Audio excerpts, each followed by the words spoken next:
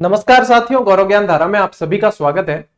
अब बात कर रहे हैं अपन लेवल 1 की कि लेवल वन में जो विद्यार्थी टीचर बन जाते हैं वो पहली से 5वीं तक के शिक्षक कहलाते हैं। ठीक है, यानी कि यहाँ पे सीधा सीधा रोल होता है बीएसटीसी वाले विद्यार्थियों का। ठीक है, प्री डीएलएड जो आप देते हो, डीएलएड करते हो, उसके बाद में आप लोग जो टीचर बनते हो वो लेवल 1 के जरिए बनते हो। ठीक है, और मतलब ये समझ लो आपकी ग्रेड 3 आप लग रहे हो ना, तो आप लोगों की सैलरी में कोई फर्क नहीं रहता। लेवल 1 और लेवल 2 दोनों की सैलरी बराबर होती है, लेकिन आप लोग लेवल 1 वाले पहली से 5वीं तक को पढ़ाते हैं, लेवल 2 वाले 6 से 8 तक को पढ़ाते हैं। ठीक है, लेकिन यदि आप विद्यालय में जाते हैं और किसी टीचर की पोस्ट खाली है तो ग्रेड 3 के अंदर आप लोगों को यह भी ध्यान रखना है कि आप लेवल 1 पे लगे हैं, लेकिन वहां पे पोस्ट खाली, तो आप लोगों को हो सकता है व्यवस्था के अनुसार लेवल 2 के विषय भी पढ़ाने पड़े और लेवल 2 वाले को लेवल 1 वाले विद्यार्थियों को भी पढ़ाना पड़े। यह व्यवस्था के अनुसार किया जाता है, जो विद्यालयों में हमारा अनुभव है उसके आधार पे बता रहा हूं। ठीक है,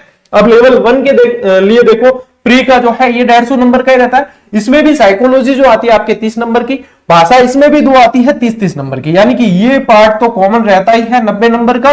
और इसके अलावा इसके अंदर देखो गणित और पर्यावरण अध्ययन, ये 2 चेंजेस यहाँ पे होते हैं। गणित भी 30 नंबर की और पर्यावरण अध्ययन ईवीएस भी आप लोगों के 30 नंबर की आती है। ये बात हुई प्री की। नेगेटिव मार्किंग यहाँ पे प्री के अंदर नहीं होती है, यानी पात्रता परीक्षा जो भी होगी वहां पे नेगेटिव मार्किंग नहीं होती है। ठीक है, अब देखो बात करें अपन मेंस की, तो मेंस भी यहाँ पे 300 नंबर का ही है, लेकिन यहाँ पे राजस्थान जीके के अंदर अंकों का वेटेज बढ़ाया गया है। जहां पे अपन ने 80 नंबर देखे थे, वहां पे अपन देखते हैं उसी पार्ट के 100 नंबर है। कितने नंबर का हो जाता है? ये 100 नंबर का है यहाँ पे। यानी वही देखो चीज है, राजस्थान का भौगोलिक, ऐतिहासिक और सांस्कृतिक ज्ञान और राजस्थानी भाषा, लेकिन यहाँ पे नंबर बढ़ा के कितने कर दिए गए? 100। और यही चीज जो यहाँ पे वहां 50 नंबर की अपन ने देखी, वही राजस्थान का सामान्य ज्ञान, शैक्षिक परिदृश्य, निःशुल्क एवं अनिवार्य बाल शिक्षा का अधिनियम और सामयिक विषय, ये यहाँ पे हो गया 80 नंबर का। यानी कि पढ़ना तो सेम मैटर है, लेकिन अंकों का वेटेज चेंज हुआ है। ठीक है, यही मतलब मेजर डिफरेंस है यहाँ। इसके अलावा फिर डिफरेंस आएगा यहाँ पे, क्या होता है कि लेवल फर्स्ट में जो विद्यार्थी लगते हैं वो एक तरीके से कॉमन सब्जेक्ट के लिए लगते हैं, तो उन्हें सारे ही सब्जेक्ट पढ़ाने होते हैं, ये मानकर आप चलें। इसलिए यहाँ पे सारे विद्यालय विषय, यानी कि विद्यालय विषय के अंदर आपके हिंदी, इंग्लिश, गणित वगैरह सब जो है इनको बांट रखा है और उसके अनुसार यहाँ पे ये चीज दे रखी है। ऐसे के ऐसे यहाँ पे आप लोगों के 40 मार्क्स जो है शैक्षणिक रीति विज्ञान के, लेकिन ये भी 8-8 नंबर में डिवाइड है, विषय के अनुसार 8-8 नंबर के अंदर डिवाइड किए हुए हैं। ये मैंने यहाँ पे जोड़ के बता दिया ताकि आप लोगों को समझने में आसानी रहे कि 50 नंबर जो है विद्यालय विषय से संबंधित है और शैक्षणिक रीति विज्ञान यानी कि शिक्षण विधियों के 40 नंबर है। ये चीज यहां से अच्छे से समझ लेना।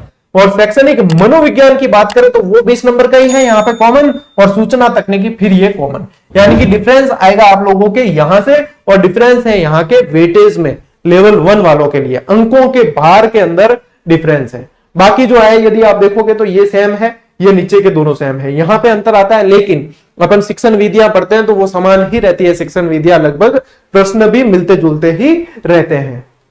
ये चीज है जो आप लोगों को पैटर्न समझना है कि दोनों एग्जाम यदि होते हैं, 2 एग्जाम के पैटर्न पे यदि चीज होती है तो क्या पैटर्न रहता है।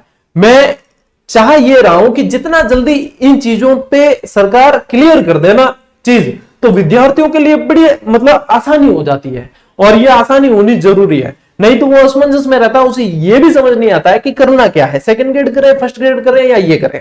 भाई बीएसटीसी वाले विद्यार्थियों के लिए तो सीधा सीधा ऑप्शन यही रहता है ग्रेड 3 का, लेकिन बाकी जिनके बीएड कर रखी होती है वो कंफ्यूज रहते हैं कि इसकी तैयारी करें या इसकी। अब एक और दाव फंसा हुआ है महिला आरक्षण वाला, तो उसमें भी विद्यार्थी बड़े कंफ्यूज है कि ग्रेड 3 की करें। ज्यादातर मेल कैंडिडेट कंफ्यूज है कि ग्रेड 3 की करें या सेकंड ग्रेड और फर्स्ट ग्रेड की करें।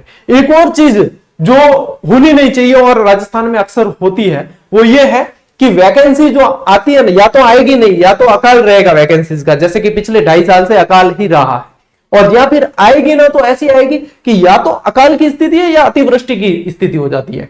आएगी जब कैसे आएगी? सारी एक साथ ही आएगी।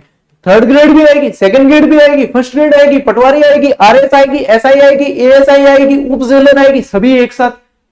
अब विद्यार्थी इतना कंफ्यूज हो जाएगा कि मैं इन सब में एलिजिबल हूं, लेकिन पता नहीं किस नीति के तहत, पता नहीं किस सलाहकार की सलाह से वैकेंसियां निकाली जाती है कि मतलब किसकी तैयारी करें और किसकी छोड़े, यही समझ नहीं आता। और जब नहीं होती है तब कोई भी नहीं होती, तब भी समझ नहीं आता कि किसकी करें और किसकी छोड़े। ये बड़ी विडंबना है।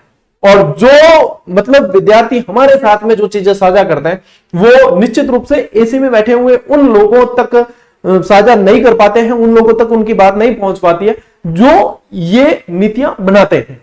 जबकि ये चीजें जो है टीचर से जितने विद्यार्थी कनेक्टेड रहते हैं, जितनी वो भावनाएं शेयर कर पाते हैं, उसके आधार पर यदि कभी भी कोई ऐसे फैसले लिए जाए, मैं नहीं कह रहा मुझे शामिल किया जाए, मैं कह रहा हूं किसी भी 2-4 विद्वान शिक्षकों को शामिल कर लिया जाए, तो वो कम से कम विद्यार्थियों से जुड़ी हुई सलाह दे कि भाई विद्यार्थी इस चीज में ज्यादा खुश होते हैं, ज्यादा उनके लिए बेनिफिशियल रहता है। ये चीजें यदि की जाए ना, तो मैं फिर निश्चित रूप से कह सकता हूं कि हमारा राजस्थान जो है अब सही दिशा में व्यवस्थित तरीके से आगे बढ़ रहा है।